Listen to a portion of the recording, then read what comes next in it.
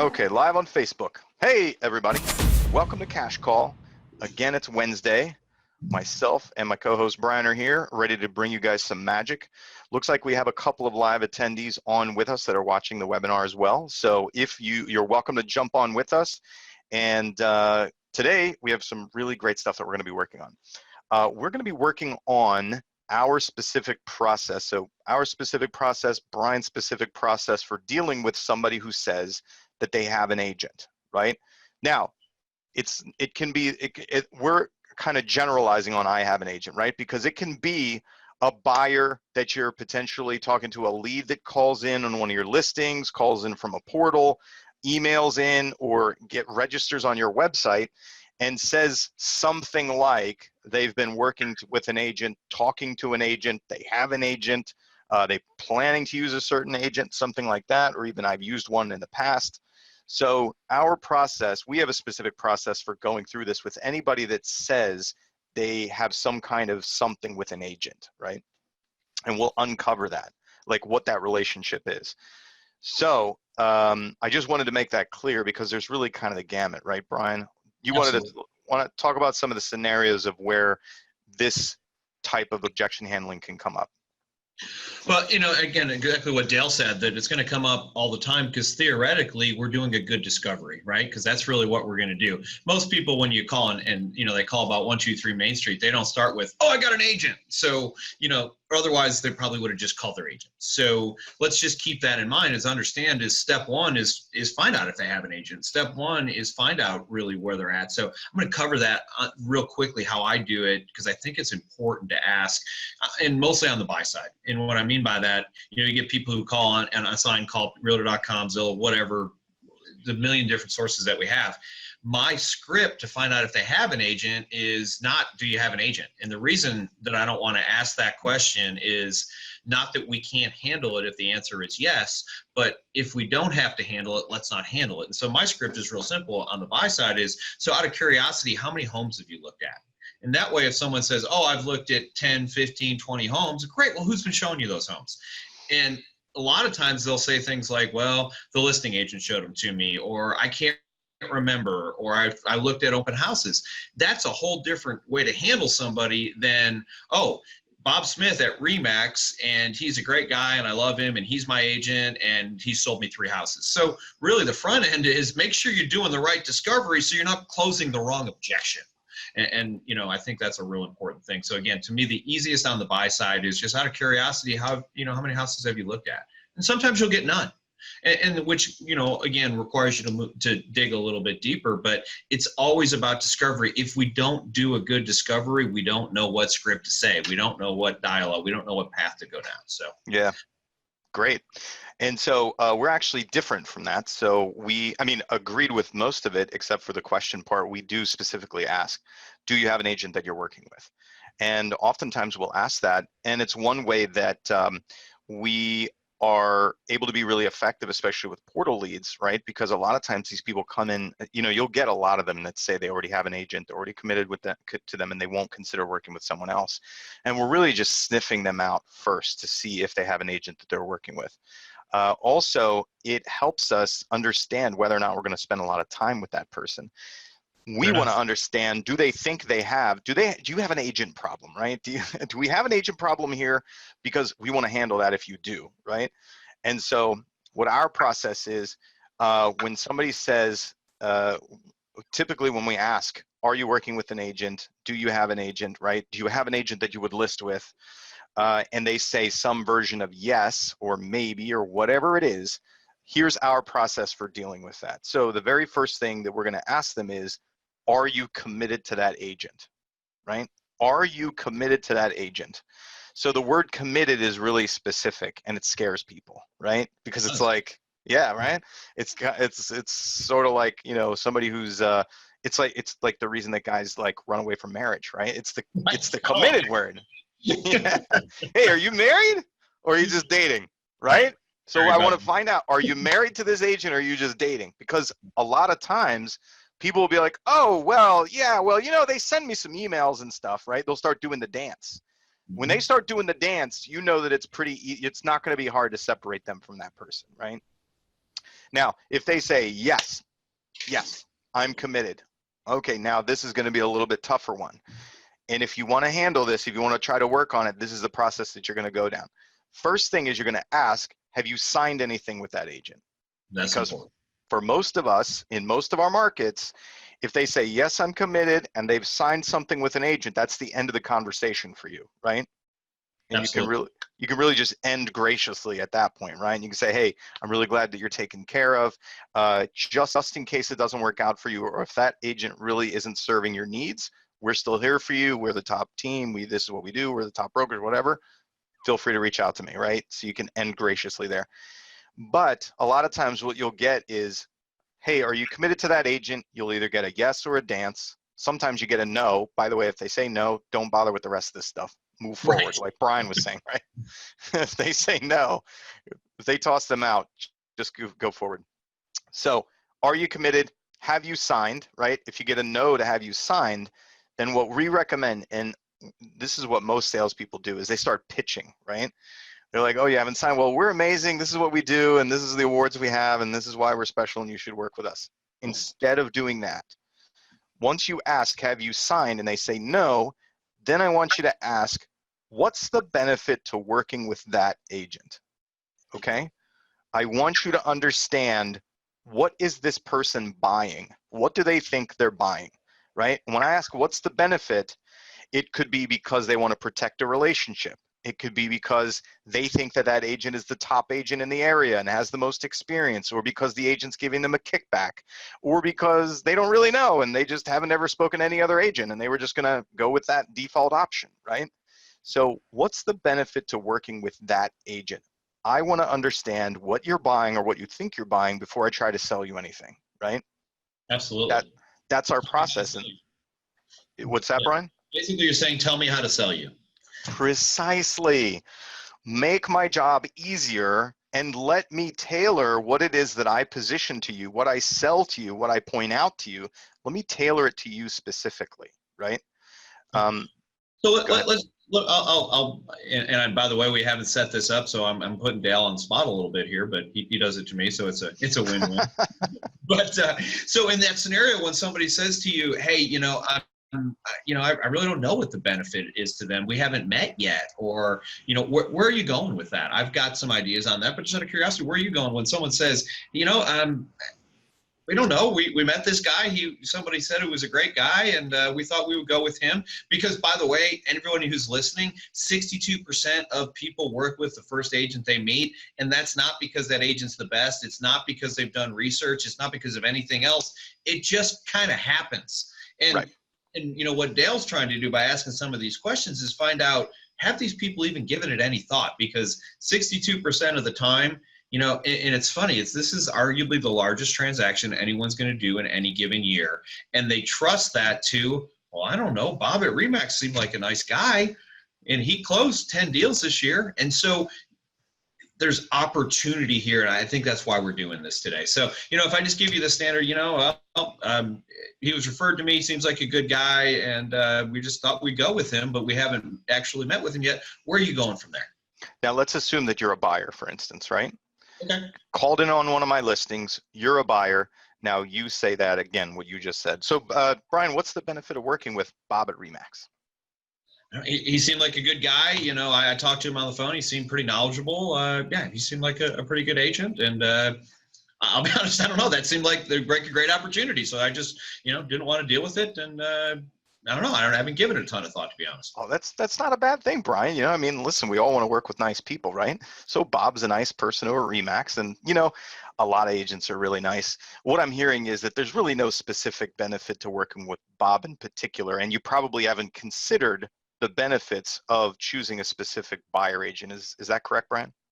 I'll be honest, I was looking for someone to open the door so that I can get the house. That's who I am. I'm a pretty sharp guy, so I figured if they get me in the house, I can figure out if it's the best house for me or not. All right, got it. So Bob checks the box on open door. Got it. Okay. Well, Brian, if I was able, our team, what we specialize in is actually getting a great deal for our buyers and making sure that, one, they certainly don't overpay, but two, making sure that they actually get the best deal possible throughout the 7 or 8 steps that there are and negotiation points throughout a transaction. Brian, do you think that that would be beneficial to you if you were able to actually get a great deal other than just get doors opened? Yeah, I mean, ultimately, if there's somebody out there who can get me a good deal, that's not my main priority. Getting a good deal. I'm looking for a house that fits my family. But if I can buy it for less money, then absolutely, that's what I'm looking for. Great. Okay, so what did I do? You didn't have any particular value that you were looking for, right? So that's one way of going about it. I took what Bob represented, which was open doors, minimalized it. Everybody can do it. Asked you if you'd like something more, better, cheaper, faster, or easier, right? I went straight to that. I created that value thing for you, right? Artificially. That's one option to do that because you were like open and you were kind of joking and everything was cool. The other thing that I could do instead is, Brian, if you're like, oh, I don't really know, Bob is just this nice and he opens doors. And I can say, Brian, well, this will be the biggest transaction that you're probably going to make one of the biggest in your life. What do you think would be really important to you about the transaction, about you purchasing a home?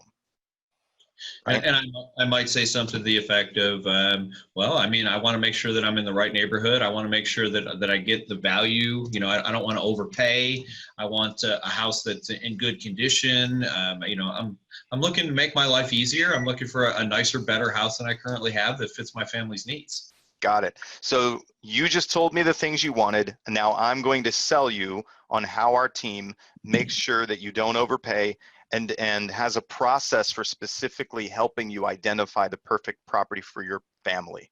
And if your company is running one of those like risk reversal things, like we'll sell it for free if you buy the wrong, whatever it is, right? You can throw that in there as your USP, your unique selling proposition, right? Because Brian just said that those things are important to him. Great. Now I'm just going to sell them back to Brian as things that my team does and how we help people, and then asked him if he would like those things. And of course, he already said he wanted those things. He's going to say, yes, I would. That'd be great. So, and a couple of things that Dale did, in case you guys didn't catch it, in both scenarios, he created a problem so he could solve it.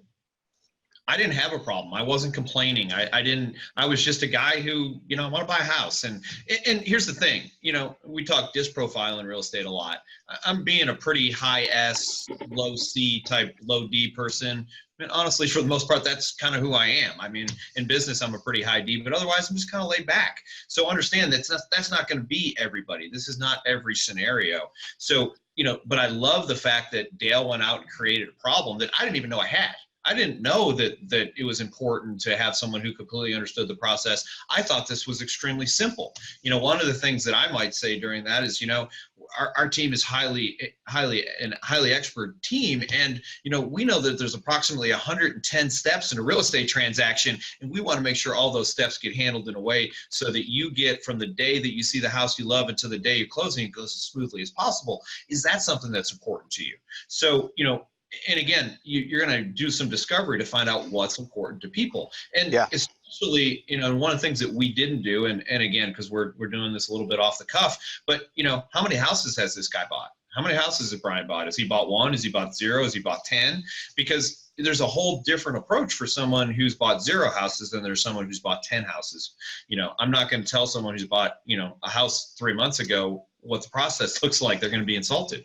But a first-time home buyer, they need to understand that this is more than just opening the door. So, we're going to do a little bit further discovery, and I'm sure Dale is during his process as well. But I really appreciate what you said there, and it's really important to just kind of understand that you can't solve a problem until there is a problem. Right. And I love that you created the problem in that scenario. So. Yeah, exactly. And so this process of I have an agent, and I just put it under I have an agent, right?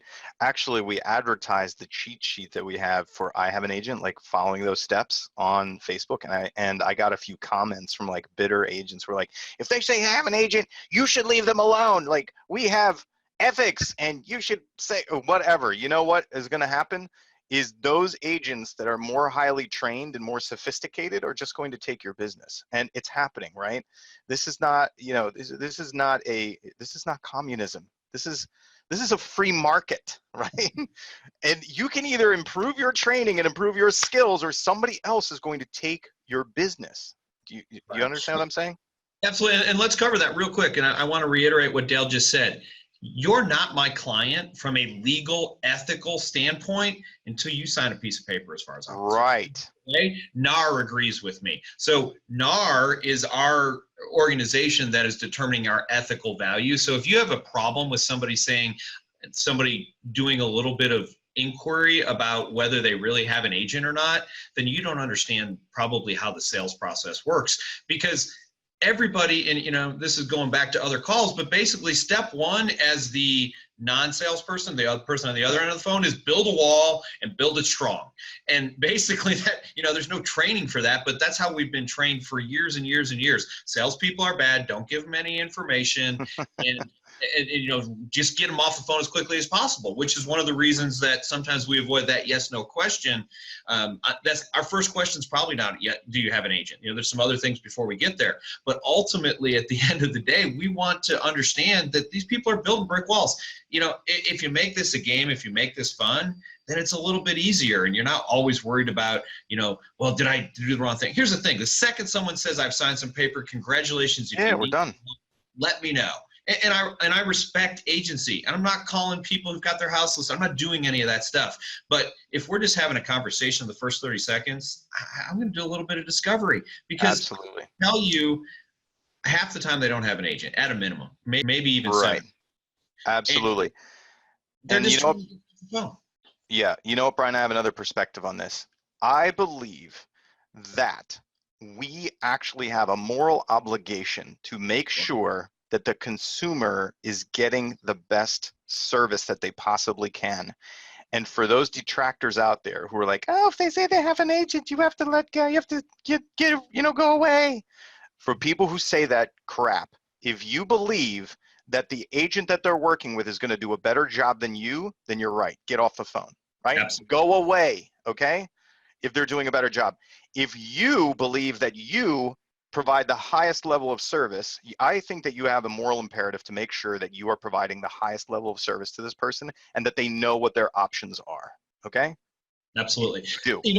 What's really interesting, Dale, you and I have not talked about this offline. That's literally the first time that you've brought that up, but that has been my philosophy as a real estate agent basically since I started, is when I go and meet with somebody, it is my job to sell them on working with me, not because I want the commission, but because if they don't work with me, their experience is not going to be as good as it would be working with me.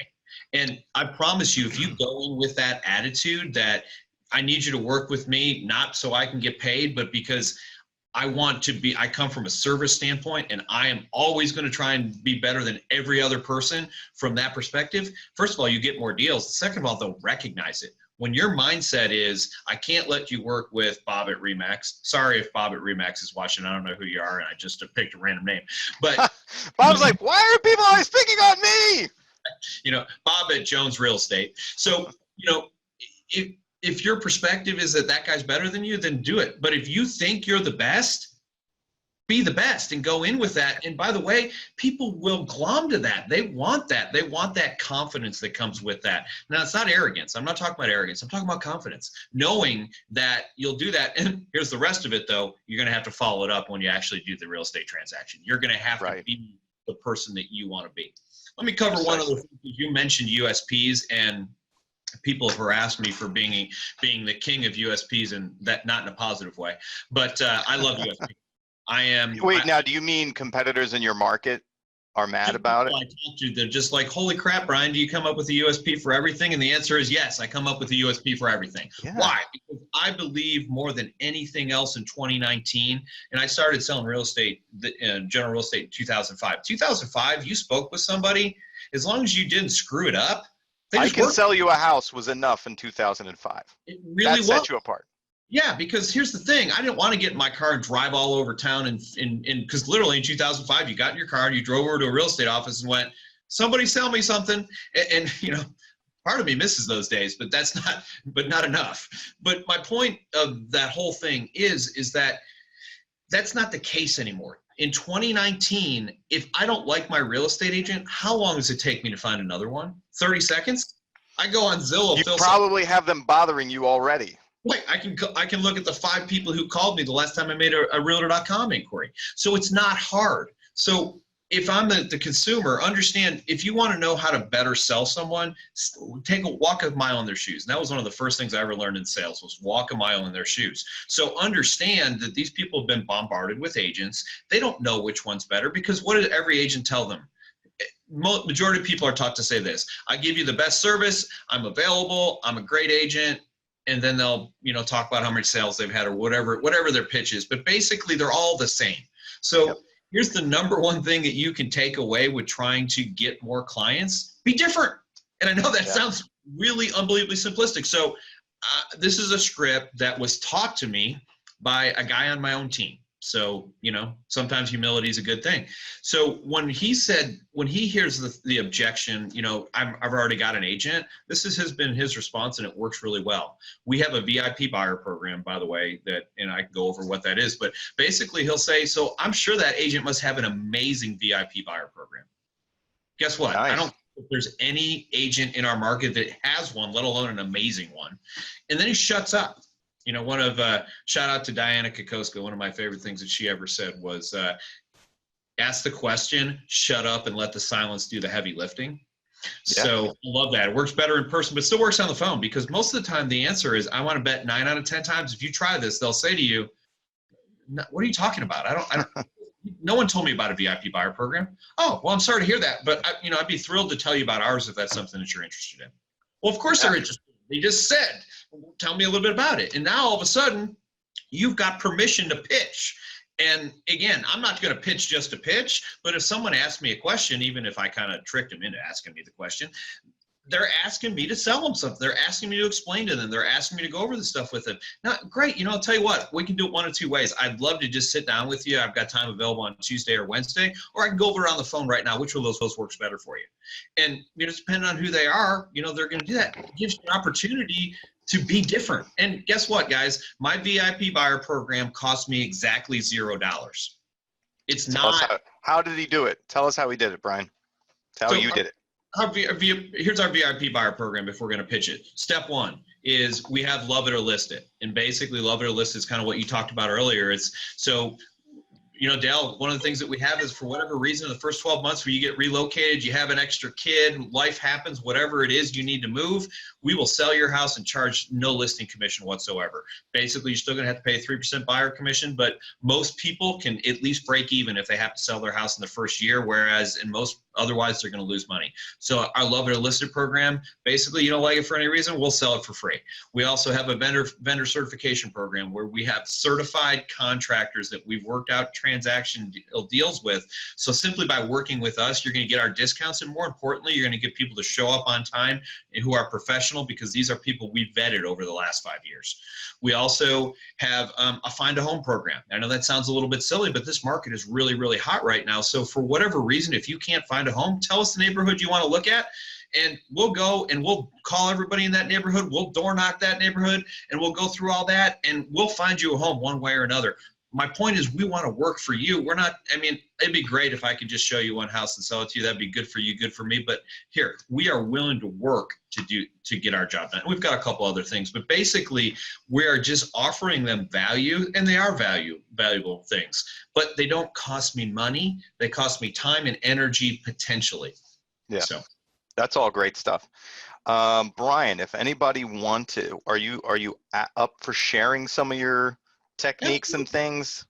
Let's put your email address in here. People can hit you up let's see. Did you say you have examples of USPs in your print form I can use with my team? Sarah Brennan, as long as you are not in Arkansas. If you're in Arkansas, I'll send them to you anyway. I'm an abundance guy. If you're in my market, let's go have lunch and I'll still send them to you. Brian at searchnwa.com, right? Absolutely. Okay, got it. Cool. There you go, Sarah Brennan. Matt Milia. I have a video if that would help. Replying to Sarah. Oh, okay. Looks like Matt Milia has a video of his USPs. That's pretty cool. And you have a video of my USPs, because I work with Matt. Oh, is that your guy that's on there? I don't know. Matt runs an ISA company and I work with him. So. Okay, got it. Which ISA company? Appointments today. Appointments today. Got it. Cool.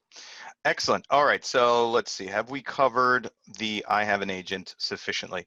Any other tips or techniques that you teach for your people for I have an agent or dealing with the agent objection?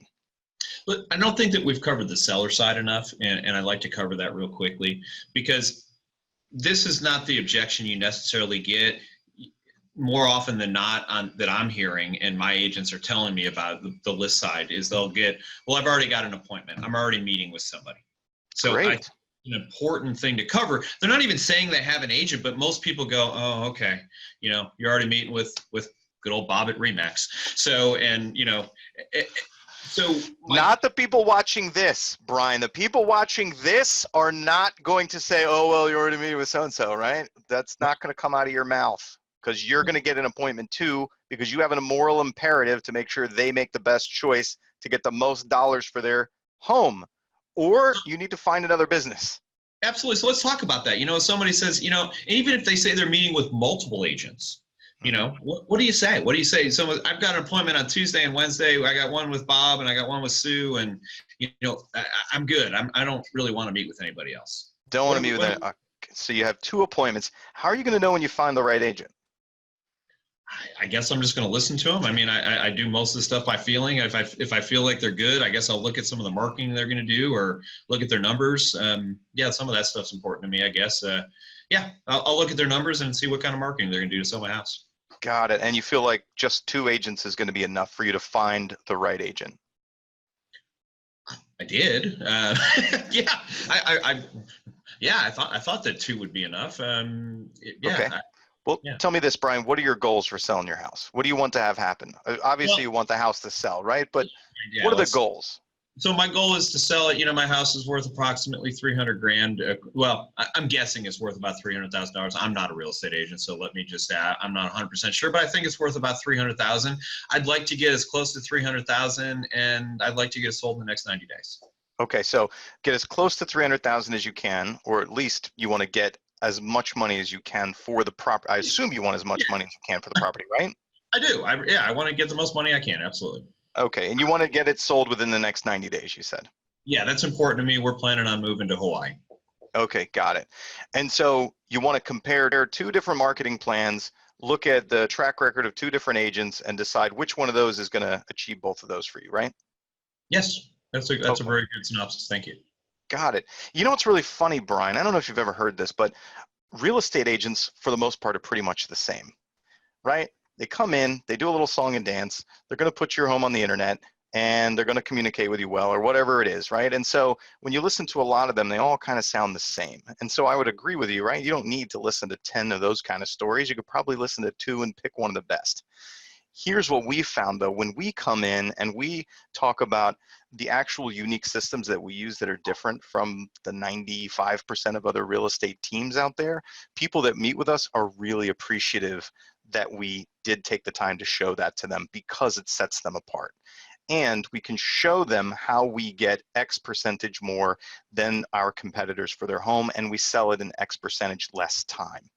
So, Brian, would you be interested in comparing that 3rd method, that other method, just to make sure that you really are making the best decision for yourself before you sign a long contract?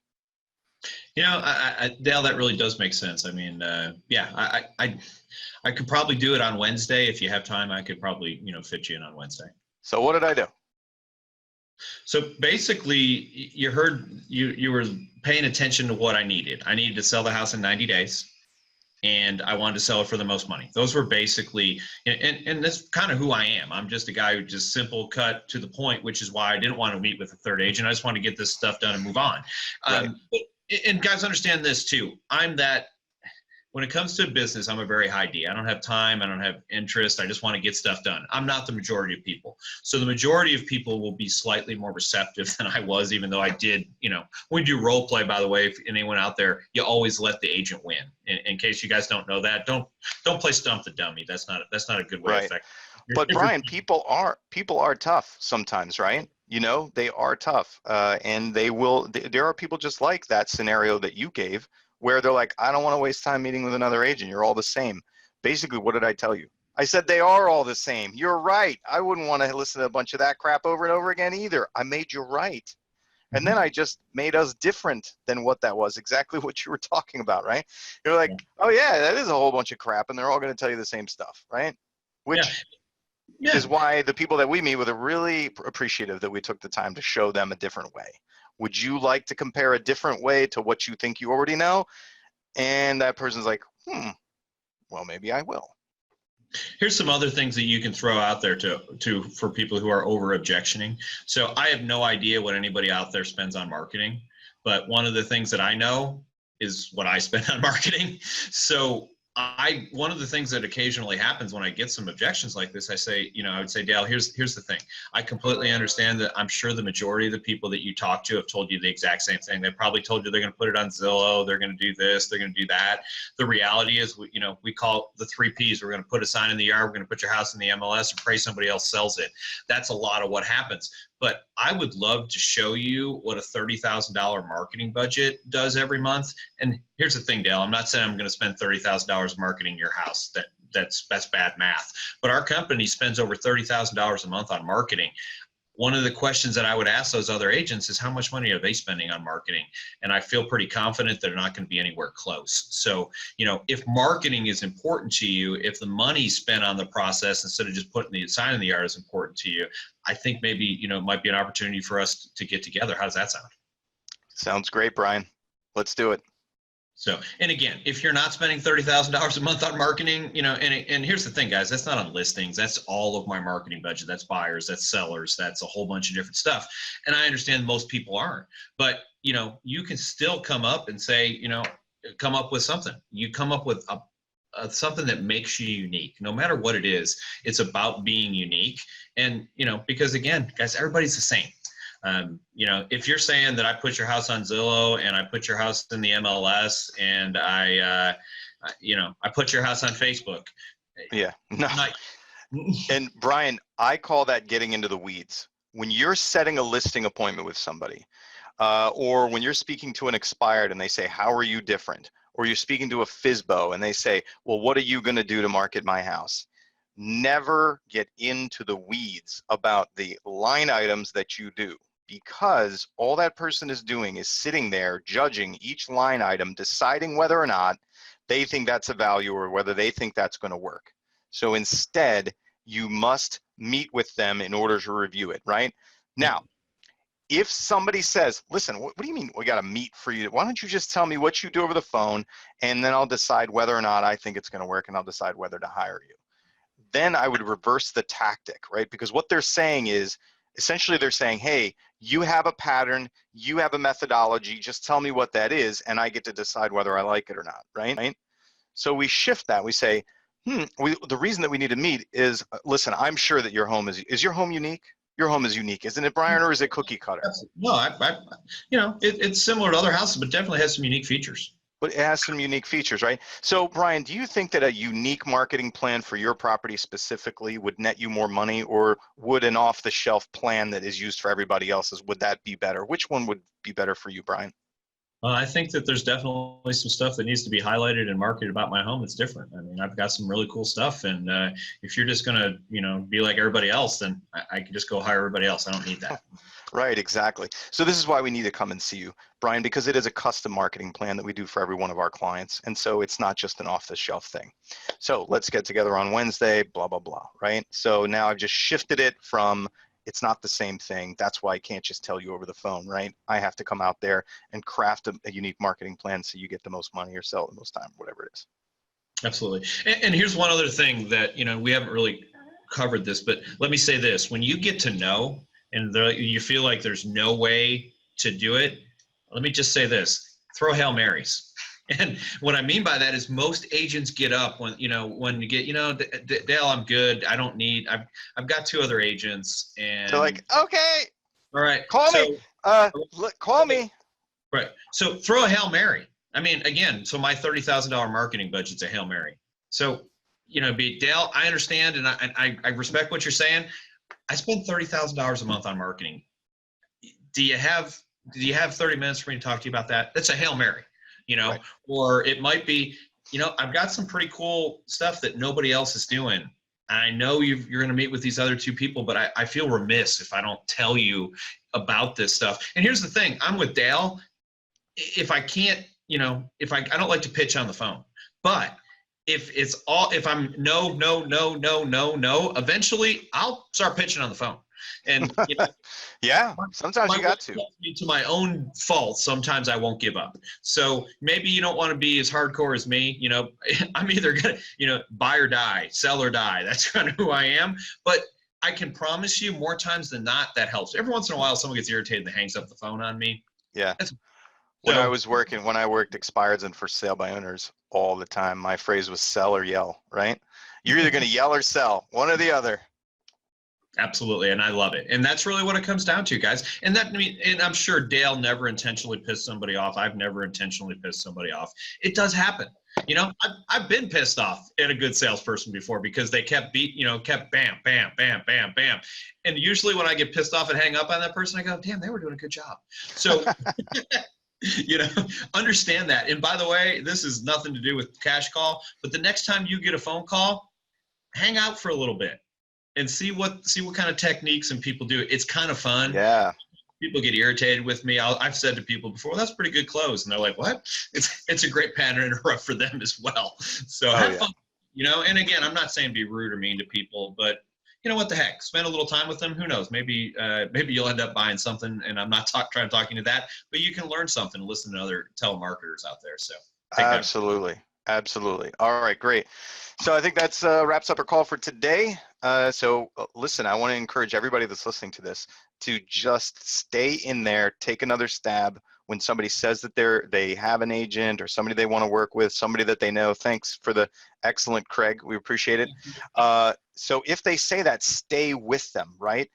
And my process is, are you committed? Have you signed with that agent? What's the benefit to working with that agent, right? Break that down, find out what they're buying. Brian's methodology is just avoid it in the first place, right?